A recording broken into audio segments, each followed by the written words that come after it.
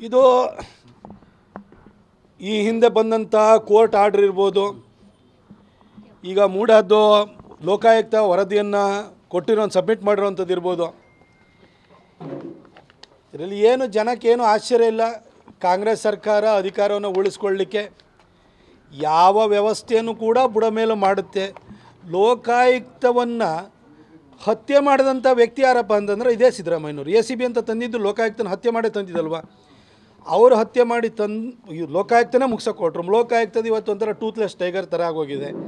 ಅವ್ರು ವರದಿ ಕೊಡಿ ಅಂತ ಅವರೇ ಒಂದು ಕಮಿಟಿ ಮಾಡ್ತಾರೆ. ಆ ವರದಿನಲ್ಲಿ 50-50 ಏನಿದೆಯಲ್ಲ ಅದ್ರ ಬಗ್ಗೆ ಉನ್ನತ ಮಟ್ಟದ ತನಿಖೆ ಆಗಬೇಕು ಅಂತ ಹೇಳ್ತಾರೆ.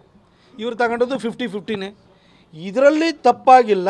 ಆದರೆ 50-50ನಲ್ಲಿ ಈ ರೀತಿ ಮೂಡಕ್ಕೆ ನಷ್ಟವಾಗಿರುವಂಥದ್ದು ನಿಜ. ಅದ್ರ ಬಗ್ಗೆ ಉನ್ನತ ಮಟ್ಟದ ತನಿಖೆ ಹೋಗ್ತಾರೆ. ಆದರೆ ಇದಕ್ಕೆ ಮೂಲ ಕಾರಣೀಭೂತರೇ ಸಿದ್ದರಾಮಯ್ಯನವರಲ್ವ.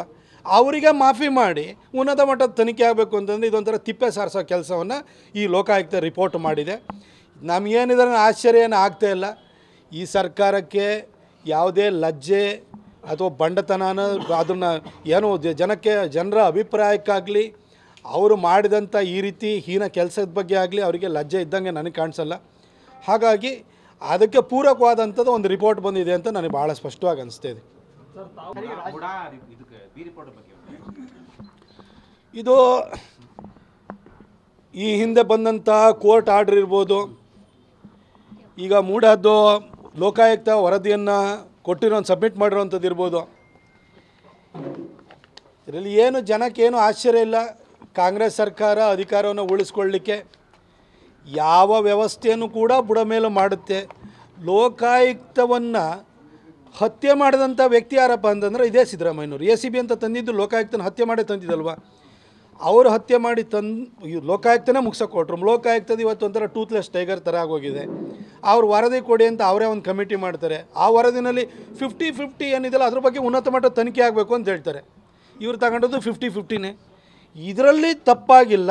ಆದರೆ 50-50ನಲ್ಲಿ ಈ ರೀತಿ ಮೂಡಕ್ಕೆ ನಷ್ಟವಾಗಿರುವಂಥದ್ದು ನಿಜ. ಅದ್ರ ಬಗ್ಗೆ ಉನ್ನತ ಮಟ್ಟದ ತನಿಖೆ ಹೋಗ್ತಾರೆ. ಆದರೆ ಇದಕ್ಕೆ ಮೂಲ ಕಾರಣೀಭೂತರೇ ಸಿದ್ದರಾಮಯ್ಯನವರಲ್ವ. ಅವರಿಗೆ ಮಾಫಿ ಮಾಡಿ ಉನ್ನತ ಮಟ್ಟದ ತನಿಖೆ ಆಗಬೇಕು ಅಂತಂದರೆ ಇದೊಂಥರ ತಿಪ್ಪೆ ಸಾರಿಸೋ ಕೆಲಸವನ್ನು ಈ ಲೋಕಾಯುಕ್ತ ರಿಪೋರ್ಟ್ ಮಾಡಿದೆ. ನಮಗೇನಿದ್ರೆ ಆಶ್ಚರ್ಯ ಏನು ಆಗ್ತಾಯಿಲ್ಲ.